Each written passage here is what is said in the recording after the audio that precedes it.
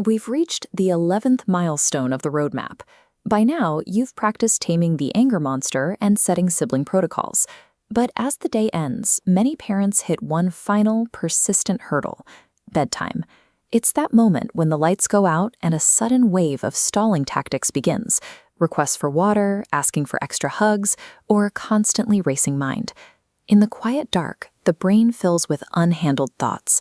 Tomorrow's spelling test or imaginary fears become loud and overwhelming. We try to meet this with logic, arguing away the fears. But these logical points simply bounce off an overloaded nervous system. Instead of fighting these worries or trying to solve them one by one, there is a way to gently move them out of the center of attention. Engaging in a debate with bedtime anxiety often just keeps the child's brain in a state of high alert. Mental redirection, however, can change the environment entirely. To understand how this redirection works, we look to the Katha of the Happy Cobbler.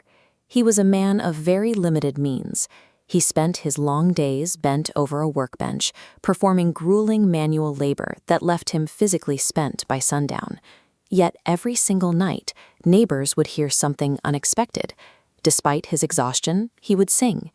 He made a choice: to spend his final waking hours naming the small positive things that had happened during his day. Think of this as filling an emotional bowl. By focusing on these specific points of gratitude, he was physically leaving less room for the day's stress to sit at the top of his mind. He wasn't ignoring the reality of his hard life. He was simply ensuring that stress didn't get to dominate his evening. It's a basic function of focus. The brain has a limited capacity for what it can process at once. When you intentionally look for things to be grateful for, anxiety is often displaced by that search.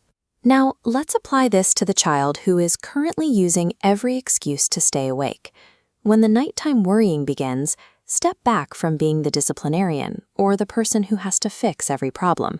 Instead, try the Prayog for this milestone, the 3 blessings game.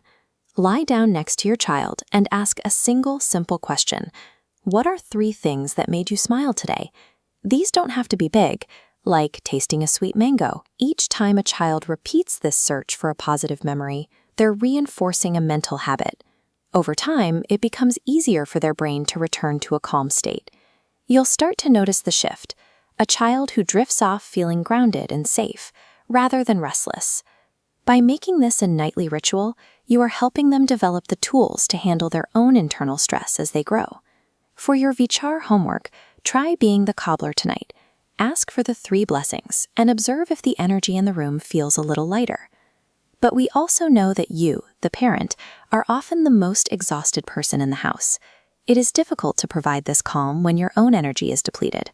In our 12th and final video, we turn the focus to you. Join us for the Self-Care Parent to learn the oxygen mask rule and how to reclaim your own energy. I'll see you there.